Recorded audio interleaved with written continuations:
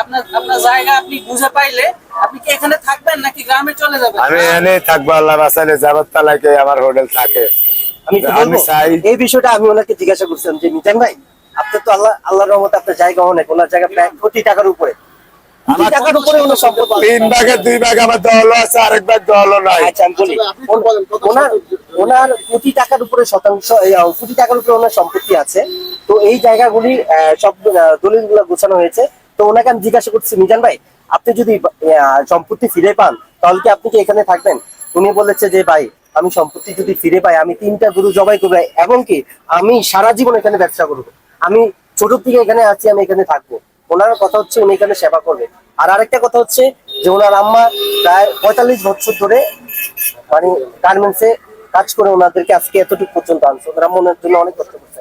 আপনারাও যদি ওনার দেশের বাড়িতে যান, ওনার অবস্থা দেখলে আপনাদের কষ্ট লাগে। আসলে ওনাকে যত জানবেন তত ওনার প্রতি দুর্বল হয়ে যাবেন, যেমনটা আমি ওনার প্রতি অনেক দুর্বল হয়ে গেছি।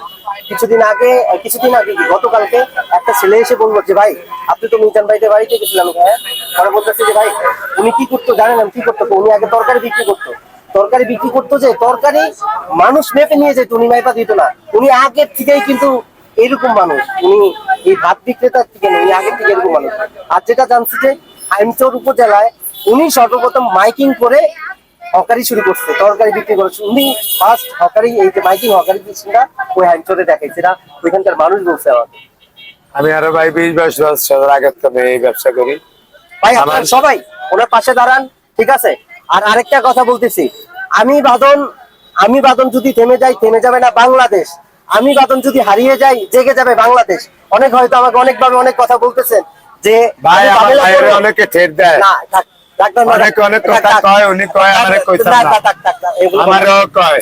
চুপ থাকেন, আরে চুপ থাকেন, আমি বলি আমার বাইরে অনেকে ঠেট দেয় ভাই, বলি কানপুর শহরে আমার কয়। আচ্ছা আমি বলি শুনেন, আমি এক বাদন যদি থেমে যাই, লক্ষ লক্ষ হাজার হাজার কোটি কোটি বাদন এসে দাঁড়াবে। আজকে কোটি কোটি মানুষের কারণে আমি বাদন এসে ওনার পাশে দাঁড়াইছি। আমি আগে ওনার কাছে আসি নাই, ওনার কাছে আগে সাংবাদিক ভাইরা আসছেন, বিভিন্ন বাংলাদেশের জনগণ আসার পর সর্বশেষ ওনার কাছে আমি আসছি। তো আমি যেহেতু সর্বশেষ আসছি, সর্বপ্রথমে সবাই চলে আসবে। আমি আশা করি সবাই ওনার পাশে থাকবে। সর্বশেষ একটা কথা বলে দিলাম।